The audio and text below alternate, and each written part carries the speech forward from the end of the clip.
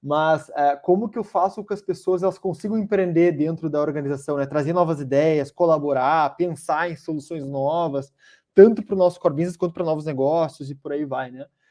E o que a gente tem visto, aprendido ao longo do tempo e tentado trazer para as empresas, é que as empresas elas têm que olhar e treinar os colaboradores e criar um ambiente frutífero para que eles consigam desenvolver basicamente 5 competências. Tá? Quais são as 5 competências?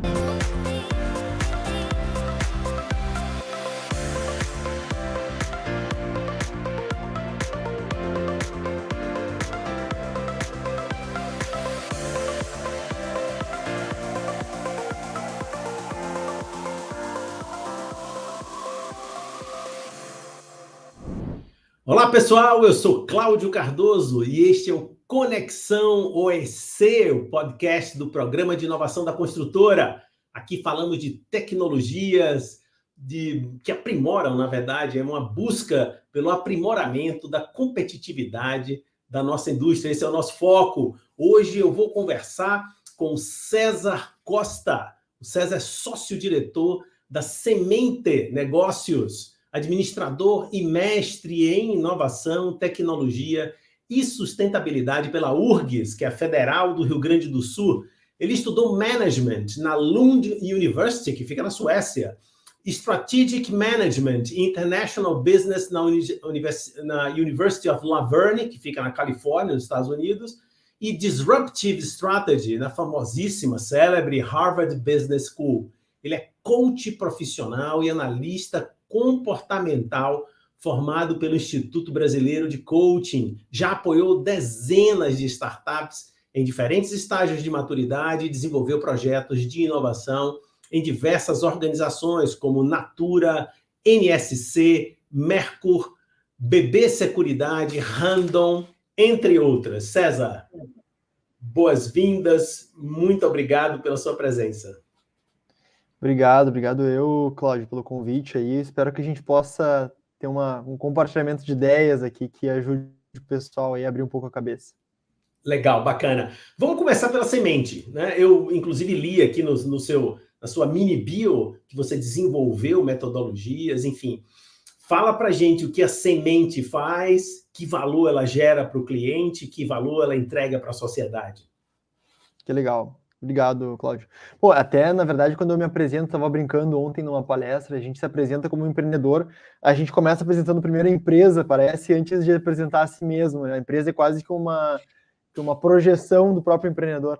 Mas a Semente, ela é uma empresa que nasceu em Porto Alegre em 2011, no Rio Grande do Sul, e foi se expandindo para Florianópolis, depois para São Paulo, e de São Paulo para o Brasil inteiro, né? Então, o que a gente começou fazendo lá atrás? Nós começamos a trazer de fora do Brasil metodologias que no Brasil ainda não eram muito difundidas, em especial no sul do Brasil. O Design Thinking, o berço, né, que é o ágil, o Lean Startup e por aí vai.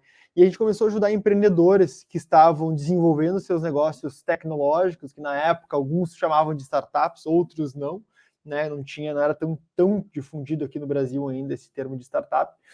E lá a gente começou a desenvolver uma série de questões aí para ampliar esse conhecimento no ecossistema gaúcho. Então, desenvolvemos eventos para falar do tema, curso e tal. E com isso a gente começou a ficar conhecido e posicionado no ecossistema e a desenvolver os primeiros programas de aceleração de startups, junto principalmente ao Sebrae e alguns institutos e fundações. A gente desenvolveu projetos com o Instituto Lehman, a Fundação Telefônica e por aí vai.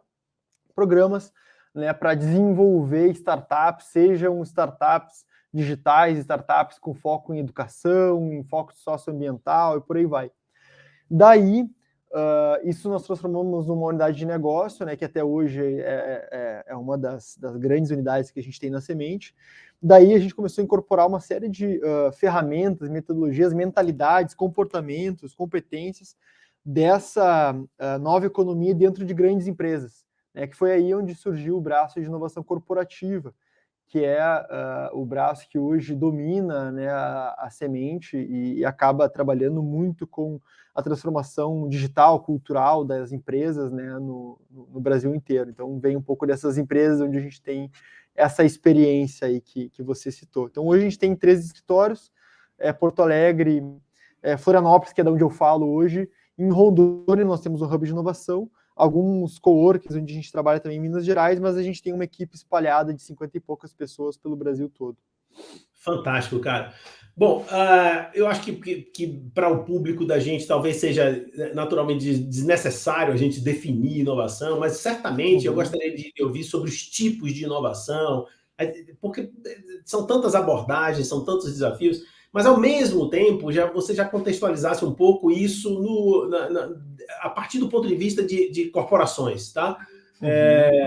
Claro que a gente tem aqui um foco no nosso mundo de construtora, de uma construtora de grande porte, e, portanto, a nossa perspectiva é bastante essa. Então, a minha provocação é que abordagens, que vertentes, que tipos, sei lá, como você vai classificar, de inovação e os principais desafios para as corporações? Legal. É uma boa pergunta, Cláudio. Quando a gente começa a entrar dentro de empresas para desenvolver projetos de inovação, normalmente é um tema que surge, né? Eu quero inovação e a gente vem com uma proposta de como desenvolver inovação. Aí já começa pode começar um pouco de conflito, porque o conceito que a empresa está usando pode não ser o mesmo conceito que a gente entende. E tudo bem, a grande questão é que a empresa precisa ter o seu conceito de inovação para saber como lidar com ela. Então, como é que eu diferencio a inovação da melhoria contínua dentro da minha empresa? Como é que eu diferencio a inovação de uma área, por exemplo, de novos negócios? Como é que eu diferencio a inovação de transformação digital? E por aí vai. Porque o conceito de inovação, como você sabe, não vou ficar repetindo aqui, é um conceito bastante amplo, né? Então, são coisas novas, etc., né, que são implementadas, que geram resultado, e cada um tem o seu conceito e tal.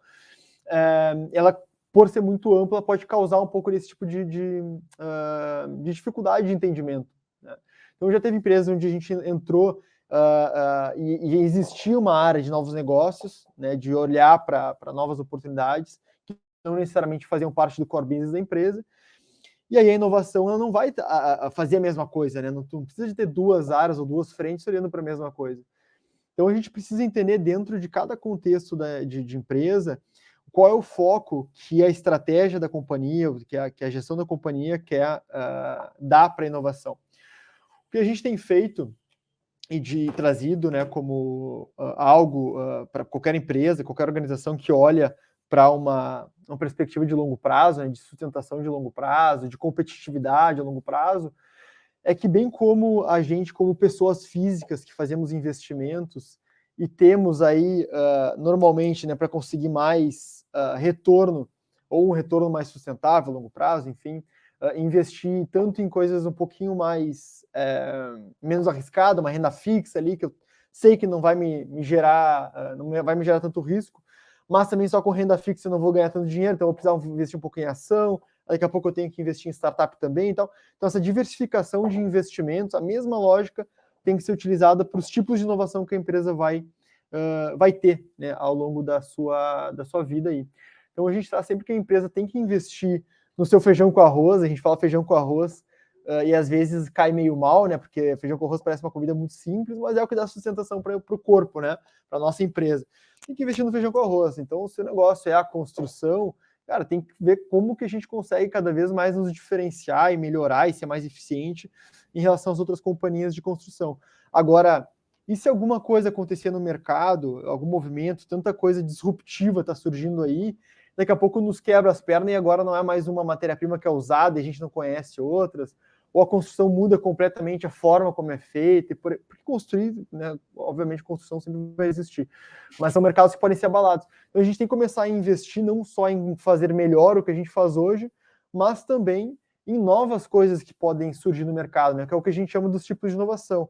A inovação core business, do core, né, investir no nosso core business, adjacente, que é olhar como que eu entro em novos mercados com aquilo que eu já sei fazer, ou como dentro do meu mercado eu desenvolvo novas soluções, novas competências em novos produtos e serviços para o mesmo mercado.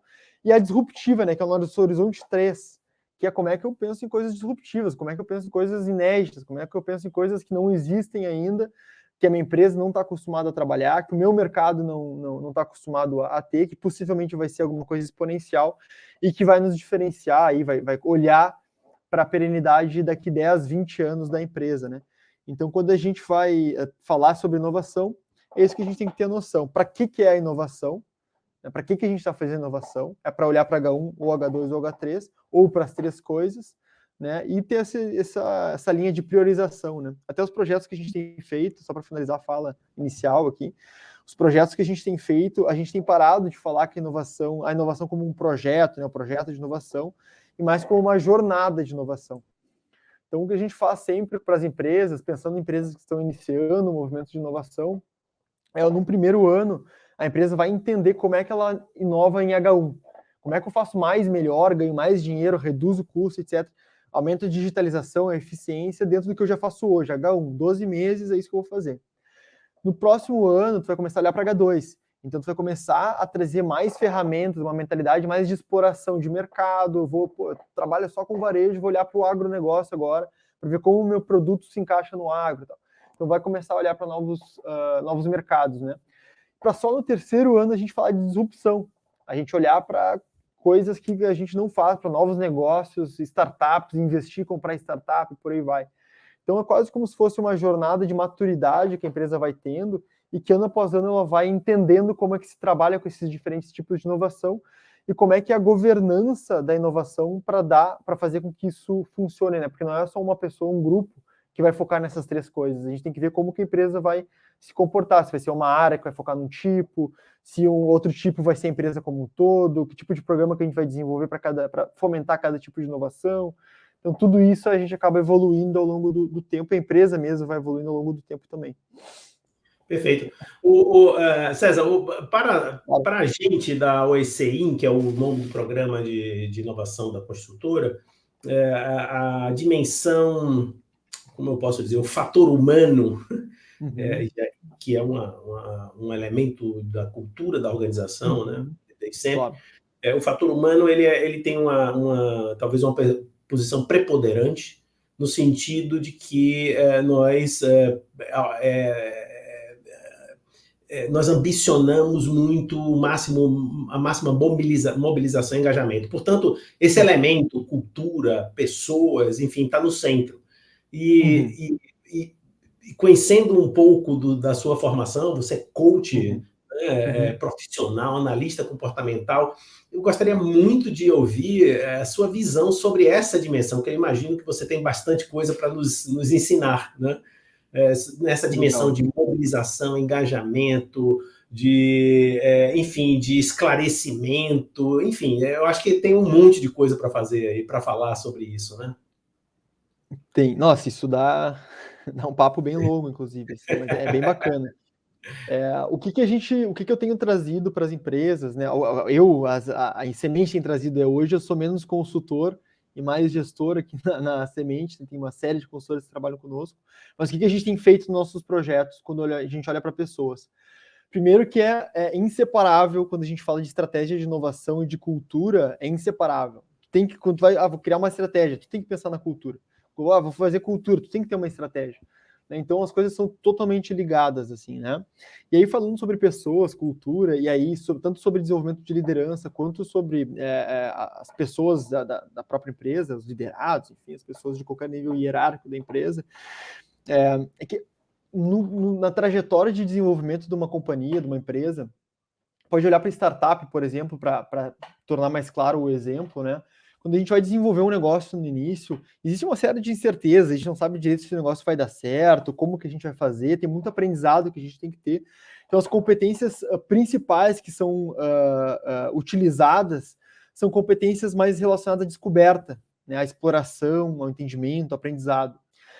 Na medida em que a gente consegue encontrar um produto que consegue se encaixar com o mercado, a gente começa a entender, putz, legal, é assim que se constrói uma construção aqui na Receco, é assim que vende, é assim que se posiciona, é assim que se cobra, a logística funciona dessa forma e tal, a gente começa a tornar como competência primária da organização competências de execução, não de descoberta. Não que não exista mais descoberta, mas é primordialmente execução. Porque executar aquilo que eu conheço, fazer crescer e tornar mais eficiente, por aí vai, né? E ao longo da curva S do desenvolvimento de qualquer produto ou empresa, né? Então tem estágio inicial ali de descoberta, de maturidade, consolidação, e a empresa começa a entrar em declínio, né, se não inovar. Só no estágio inicial que a gente acaba tendo competências de descoberta, nos demais estágios a gente acaba tendo competências de execução. E isso é normal para a empresa, né, que ela tem que executar o dia a dia dela. Só que daí a gente vê a dificuldade da empresa começar a trazer para si esse comportamento de ambidestria organizacional, né, que vocês já devem ter ouvido falar também, que é saber, né, fazer o que a gente estava falando antes, o feijão com arroz, mas também conseguir inovar em outras coisas, novas oportunidades e tudo mais. E aí, para a empresa conseguir fazer isso, a liderança precisa estar preparada para isso, e as pessoas precisam estar preparadas para isso, né? Então, acho que tem um primeiro tema que eu quero trazer aqui, que é a liderança organizacional, a liderança da empresa, em todos os níveis hierárquicos, ela precisa ser uma liderança ambidestra. Ou seja, uma liderança que vai conseguir olhar para aquilo que tem que entregar hoje, mas tem que estar toda hora com o future thinking, né? O pensamento futuro. Pensando, puta, o que vai ser no futuro? O que eu preciso? O que vai acontecer possivelmente no futuro que eu preciso começar a me preparar e tal. Tá? E claro que abrir para o seu time essa oportunidade, né, de conseguir colaborar na construção dessa visão de futuro. Então, a liderança tem que ter essas competências da liderança ambidestra, né? E, ao mesmo tempo, a gente tem que fomentar dentro da nossa organização para que as próprias pessoas que trabalham conosco, os nossos times, eles consigam desenvolver os comportamentos, as competências voltadas à descoberta. Porque lembra, a gente está sempre, normalmente, com uma empresa, né, crescendo em execução, estágio de maturidade, competências de execução. A gente precisa treinar as pessoas e preparar as pessoas com competência de descoberta. E é super interessante isso, porque essas competências de descoberta, elas acabam trazendo muito uma questão totalmente relacionada à inovação, uma questão de empreendedorismo, que possivelmente vocês trabalham com o tema aí também na empresa, mas como que eu faço com que as pessoas elas consigam empreender dentro da organização, né? Trazer novas ideias, colaborar, pensar em soluções novas, tanto para o nosso core business quanto para novos negócios e por aí vai, né? E o que a gente tem visto, aprendido ao longo do tempo e tentado trazer para as empresas, é que as empresas elas têm que olhar e treinar os colaboradores e criar um ambiente frutífero para que eles consigam desenvolver basicamente 5 competências. Tá? Quais são as 5 competências? Primeira competência é a competência da observação. Então, de conseguir olhar para coisas que normalmente, e prestar atenção em coisas que normalmente a gente não presta no nosso dia a dia, que a gente está no nosso piloto automático, começar a se dar conta mais das coisas. Então, quando um cliente me contrata, por que ele está me contratando? Para que tipo de trabalho ele está me contratando? Que ele quer me contratar para resolver um problema. Que tipo de problema que ele está resolvendo? Será que tem uma forma mais eficiente do que a que eu estou fazendo hoje para resolver o problema dele? Daí podem surgir inovações. É um efeito do déjà vu, vocês já devem ter ouvido falar, né? Aquela coisa de a gente daqui a pouco olhar um negócio pela primeira vez e ter a sensação que já olhou outras vezes. Tem um efeito VUJA-D, que é o contrário. Da gente o tempo todo tá olhando um negócio e daqui a pouco a gente se dá conta, putz, olha só, não tinha me dado conta disso aqui e realmente tem uma forma melhor de fazer esse negócio aqui. Ou, pô, isso aqui é um problema que eu não tinha identificado que era um problema. Daí podem surgir inovações. Então, observação é uma competência importante de desenvolver. Questionamento. Normalmente a gente tem algumas culturas organizacionais, né, não tem muito espaço para questionamento. E aí tu começa a ter um problema muito grave das pessoas não conseguirem se sentir à vontade para explorar coisas novas, né, para questionar o status quo. Eu estava num workshop um tempo atrás com uma rede de postos de gasolina, com várias lideranças dos postos de gasolina, tinham diretores e tudo mais. E eu questionei, pô pessoal, e aí? E se daqui 10 anos a gente não tiver mais combustível fóssil, como é que faz? Pode ser que não aconteça, pode ser que aconteça, não importa se vai acontecer ou não para a metáfora aqui, né, para o exercício. O que importa é que a gente tem que pensar, pô, se não existisse, se mudasse, se tivesse um player e mudasse a nossa indústria, isso nos gera um desconforto que nos faz pensar em novas possibilidades. Então, questionamento é o segundo ponto que precisa ser desenvolvido como uma competência das pessoas. A terceira é se fomentar o networking, as redes que a gente tem. Então, as pessoas, elas normalmente, né, nas empresas, tradicionalmente, elas trabalham em setores. E normalmente tu sai para almoçar com as pessoas do seu setor, tu sai para conversar com as pessoas do seu setor, tu fala sobre pautas do seu setor. E isso faz com que a gente não consiga ter trocas com outras pessoas, com outras mentalidades. Então, o networking é não só um networking externo de ir em evento, conhecer gente nova, mas networking dentro da nossa organização. Vai lá conversar com pessoas do outro setor entende os problemas do setor, entende as soluções do setor, entende como o setor pensa, né? Vai almoçar com a pessoa do setor diferente, para entender como pensa. Então, esse networking, ele acaba ajudando também a trazer essas diferentes visões, a multidisciplinaridade para o jogo, e isso gera também oportunidades de inovação. Não é por menos que a gente tem todo o conceito, né, de squads que está sendo trazido, né, desses grupos multidisciplinares, autônomos, então uma pessoa de cada origem, de uma diversidade, uma multidisciplinaridade, porque isso gera inovação. Tem uma quarta competência que é de experimentação, experimentar coisas novas, né? E aí é o papel da empresa conseguir criar um ambiente seguro para que as pessoas possam experimentar coisas novas e ter uma segurança psicológica para experimentar coisas novas. Pô, vou experimentar um negócio novo, se der errado, como eu experimento, eu não posso ser demitido, né? Então tem que se experimentar as coisas novas. Então a gente traz muito o conceito da experimentação, a competência da experimentação. E aí isso pode ser praticado pelas pessoas. Pô, eu sempre vou no mesmo lugar com a minha esposa, com o meu marido jantar. Cara, vai num lugar diferente, experimenta um negócio novo, vai estudar uma língua nova, eu só vou num evento da mesa do meu setor, vai num evento do setor diferente para ver como é que é. E por aí vai, assim, sabe? Vai fazer uma POC com uma startup, né? Vai experimentar uma tecnologia nova. Tudo isso faz com que nosso cérebro trabalhe o desenvolvimento dessa competência de experimentação, e na hora de pensar num produto novo, isso vai surgir também. E por fim, a competência da associação. Steve Jobs falava, né, que criatividade é conectar as coisas. Pô, Steve Jobs foi fazer, para quem leu o livro, até assistiu o filme, se não me engano, conta no filme também, que ele foi fazendo durante a formação dele, né, um curso, uma cadeira na universidade que era sobre tipografia, se não me engano, enfim, escrita, coisas assim. E foi lá na Apple, lá na frente, que ele teve a ideia, putz, eu acho que no computador pessoal as pessoas precisam ter tipografias diferentes. E aí agora a gente tem essas tipografias diferentes, né? Foi eles que criaram por causa desse pensamento associativo. Então as pessoas individualmente, na vida pessoal e na empresa, precisam praticar essas competências, e a empresa precisa criar um ambiente em que as pessoas se sintam confortáveis para conseguir praticar isso. De novo, né? A cultura não é feita com palavras, ela é feita com atitudes. A gente precisa fomentar com que a pessoa consiga experimentar um negócio e não ter nenhum tipo de penitência caso o negócio não der certo, né? Então, acho que de forma bastante geral, é isso que eu queria falar. Liderança, liderança BDS, pensar no hoje e no amanhã, e para todo mundo na organização, em especial as lideranças também, né? E desenvolver essas competências que são trazidas num livro excelente, baseado numa pesquisa com vários inovadores, tanto startups quanto grandes CEOs de empresas no mundo afora aí, que se chama DNA do Inovador, né, que a gente tenta aplicar aí nos nossos programas para desenvolver isso aí nas pessoas. Legal, eu vou aproveitar e deixar aqui na descrição, tanto do áudio no Spotify quanto no canal do YouTube, uma dica desse livro do DNA do Inovador para as pessoas necessárias. Legal, muito obrigado. Fenomenal. Olha só, então, eu sei que você desenhou uma metodologia chamada Corporate Up. Isso. E eu imagino que essas 5 competências estão lá. A minha pergunta é o seguinte: e como é que isso é desenvolvido? Vocês fazem grupos de trabalho? Essas qualificações são feitas durante as jornadas, as próprias experimentações? Conta um pouco para a gente dessa experiência. Sem, é claro, dar o segredo do negócio, né?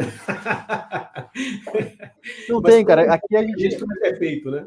Aqui na empresa, na Semente, nós somos uma empresa meio diferentona, assim. Então, nós somos super transparentes, a metodologia é aberta. Se vocês quiserem baixar no site, bota no site, vocês vão achar. Então, a gente tem muito conceito a gente brinca, né, do kimono aberto. Então, cara, não tem problema, transparência total. Então, vou tentar trazer, pode ficar à vontade de perguntar também qualquer detalhe que eu, não citando talvez o nome de algum cliente e tal, a gente pode falar.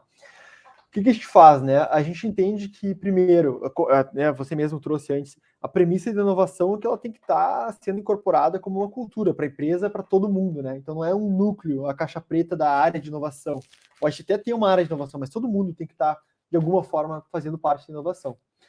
O que a gente faz, então, né? Primeira coisa, a gente monta um grupo de trabalho, como você comentou, a gente chama de célula de inovação. Por que é célula de inovação? Porque essa célula de inovação é um organismo vivo. Então, como eu falei, nossos ciclos de projetos eles duram mais ou menos uns 12 meses. a gente forma uma célula de inovação com pessoas de diferentes áreas da empresa, que estão com vontade de fazer parte, não são pessoas obrigadas a fazer parte. Cara, tô com vontade de fazer parte, porque tu tem que ter vontade, principalmente para chegar no negócio da inércia, tem que ter pessoas a fim de fazer. Às vezes não são os gerentes, coordenadores, são analistas, cara, não importa, tem que ter gente a fim de fazer.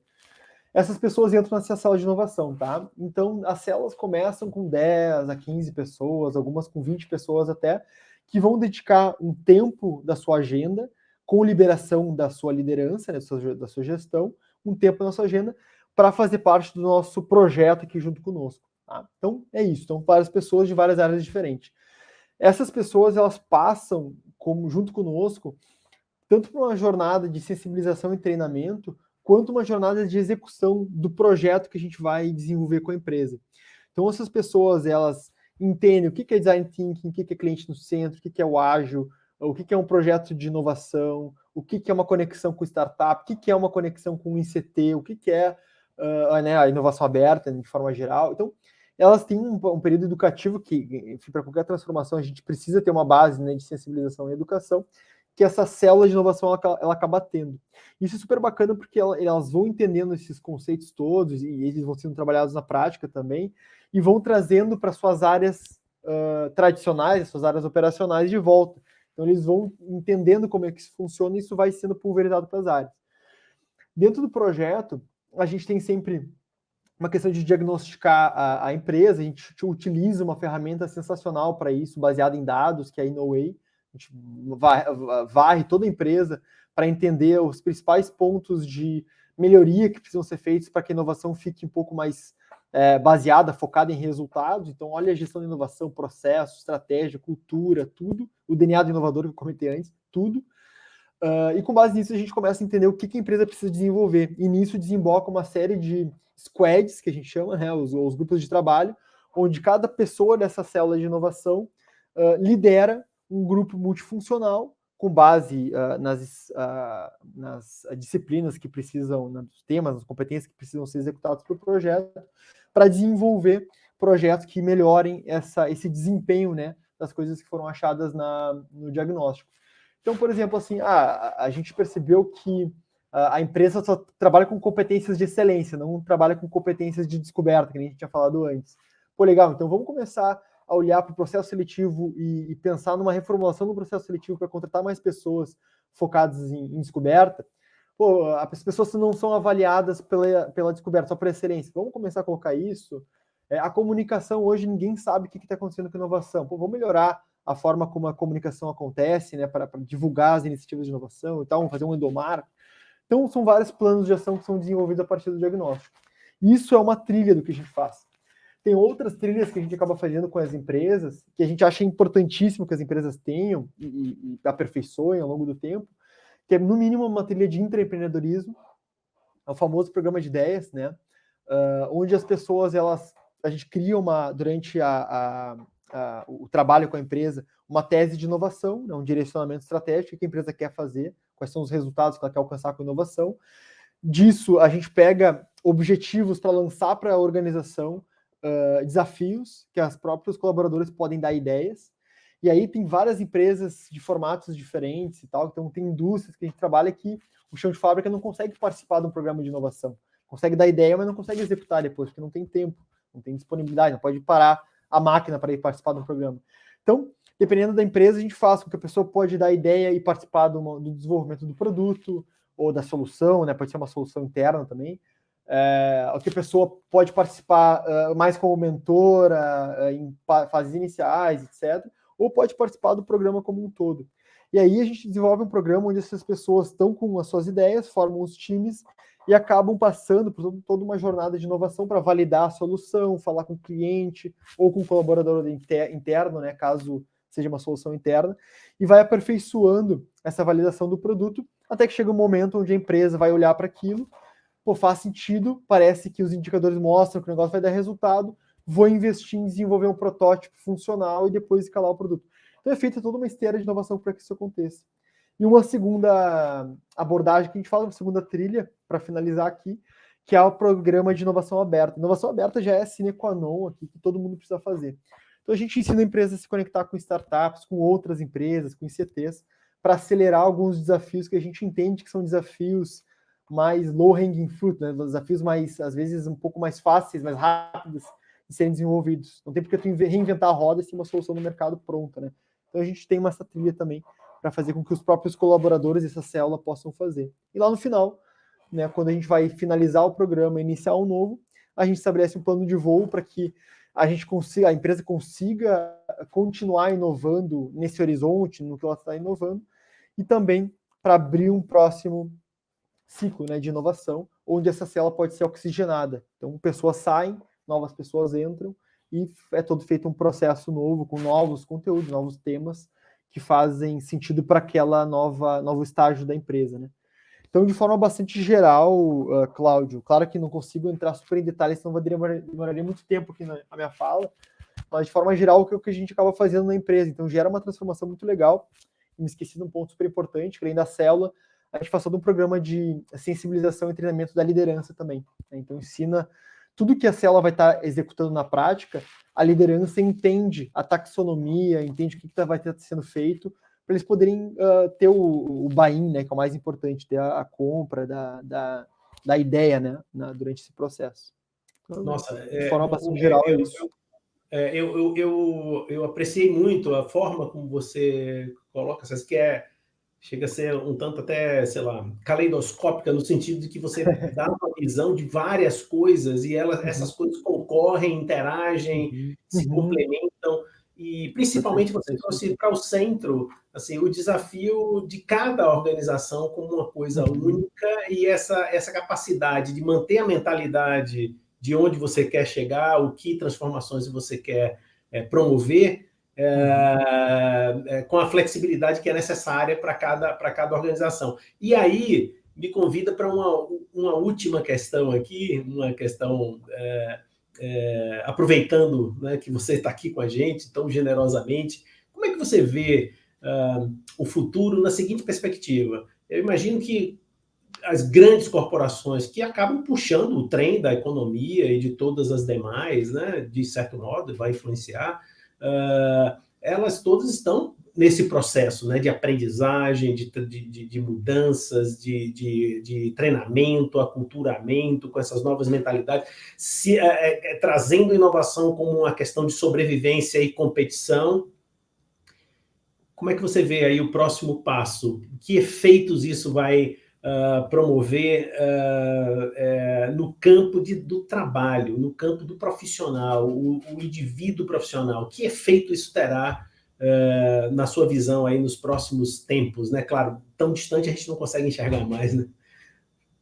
Muito boa pergunta e bem provocativa também, Cláudio. Muito legal.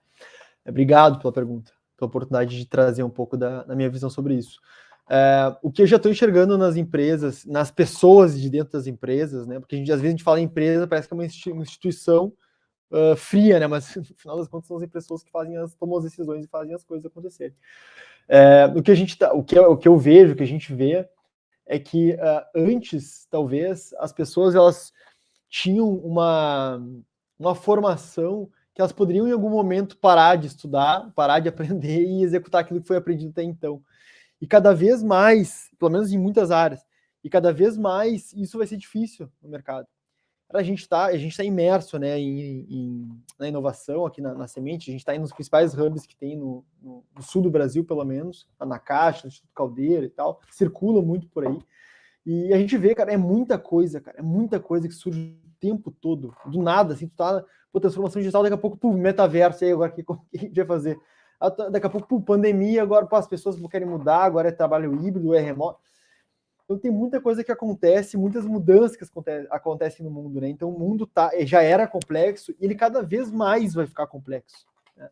Então eu acho que tem uma coisa interessante e desafiadora para as pessoas, para nós todos, né? E as nossas organizações por consequência, de conseguir estar constantemente aprendendo coisas novas, e testando coisas novas, fazendo coisas novas, né? E conseguindo trabalhar em meio à complexidade. Então, isso é muito complicado, isso é muito complexo, né? Trabalhar dentro da complexidade é muito complexo, porque a gente não sabe o que vai acontecer amanhã. Então, a gente tem que estar sempre se preparando para algo que a gente não sabe exatamente o que vai ser, para que a gente vai usar, como é que vai ser. Então, a capacidade das empresas, em geral, e das pessoas em aprender, ela tem que ser muito fortificada. A inovação, a gente brinca que ela tem início, meio, e ela não vai ter fim. Então, tem algumas empresas com quem a gente conversa, a gente circula, conversa com muitas empresas o tempo todo, né? Algumas se tornam clientes nossas, outras se tornam amigas, parceiras nossas, outras a gente acaba perdendo contato. Mas, de forma geral, tem muitas empresas que acabam, vou fazer um projeto de inovação, começar e tal, não, esse ano não vai dar, vou deixar para o próximo. Cara, a conta tá só aumentando, porque o que tu não vai gastar esse ano, tu vai gastar o ano que vem em dobro, e por aí vai, e se tu tiver aí o ano que vem, ou daqui 2, 3 anos. Então, eu acho que tem um desafio muito grande, organizacional, e para qualquer pessoa né, nesse mundo aqui, que é essa coisa de estar constantemente aprendendo, e constantemente aprendendo não só coisas técnicas, mas comportamentais para conseguir estar confortável com essa complexidade que está o mundo. Né? Tu está vendo agora, deve estar, a gente vê na família, a gente vê no trabalho, pessoas extremamente estressadas, ansiosas, tendo burnout e tal, mesmo não trabalhando tanto. Antes, burnout é um negócio que tu tinha porque trabalhava demais, às vezes nem trabalha tanto, tem burnout também. A quantidade de estresse e ansiedade que tem, porque tu não sabe o que vai acontecer no futuro, né? E a pandemia, eu acho que acelerou bastante esse processo. Então, na minha visão, assim, as pessoas vão ter cada vez mais olhar um pouco para dentro de si, para essas competências comportamentais, com inteligência emocional, etc. Que são coisas que já são faladas há bastante tempo, mas vão ter que investir isso aí para conseguir sobreviver, assim, a esse mundo, enquanto elas estão estudando e constantemente se preparando, assim, para o que está por vir. E tem uma pauta, só para não deixar passar, Cláudio, tem uma pauta que acho que tem algumas organizações que já estão começando a trazer com mais força, que é a seguinte, aí é uma tese um pouco nossa, um pouco minha até, de inovação, né? Que a inovação, há um tempo atrás, ela era muito focada em produtividade. Há uns 15, 20 anos atrás, aqui no sul do Brasil tinha o PGQP e tal, muito forte, muito focado em produtividade. A inovação, ela veio depois dos anos 2000 até 2010, que começou com mais força, 2010 talvez, começou a ter muita ligação com o digital, até hoje, né? Transformação digital, é o digital e tal. Então, a inovação tem muita ligação com TI, modelos exponenciais. E a minha visão é que, e aí a pandemia acelerou um pouco isso também, que a inovação para o futuro ela vai ter muito a ver com sustentabilidade. Então, tem um conceito que já está sendo trabalhado por algumas organizações no mundo, especial na Europa, empresas de energia, aqui no Brasil tem algumas que fazem também, que é da inovabilidade, né? Innovability, que é a junção da sustainability ou da sustentabilidade com a inovação. Então, para mim, na minha opinião, a próxima onda de inovação, junto, né, com a transformação digital e tal, vai ser uma inovação mais voltada à vida, né, às pessoas, à sustentabilidade. Aí tem uma série de leituras que tu pode fazer, tem o ESG, que é a palavra do momento, aí, mas que já é trabalhada há muitos anos por muitas organizações. Tem a inovabilidade, que eu falei antes. A gente trabalha muito com o conceito de inovação, valorizando a vida, então olhando para a vida. Então tem uma série de conceitos que estão ao redor disso, mas de forma geral eu acho que no futuro as empresas vão cada vez mais ter que se preocupar com inovações, com soluções que vão estar salvando o planeta e as pessoas também. Perfeito, César. Muito obrigado, César Costa. Sucesso para você, mais sucesso ainda, sucesso na semente e parabéns pelo seu excelente trabalho. Muito obrigado. Obrigado, Cláudio. Obrigado, AEC. E vida longa, empresa. Assim, espero que vocês consigam alcançar todos os objetivos, inclusive superar assim, as expectativas que vocês mesmos estão criando aí para vocês em relação à inovação. Tenho certeza que com esse timaço aí que eu conheço, vocês vão conseguir fazer o negócio crescer bastante. Obrigado pelo convite, fico à disposição também. Chegamos ao final de mais um Conexão EC. Hoje eu conversei com César Costa, que é sócio-diretor da Semente Negócios. Então você já sabe, continue nos nossos canais, tanto no Spotify como no YouTube. E até a próxima entrevista, o próximo Papo do Conexão.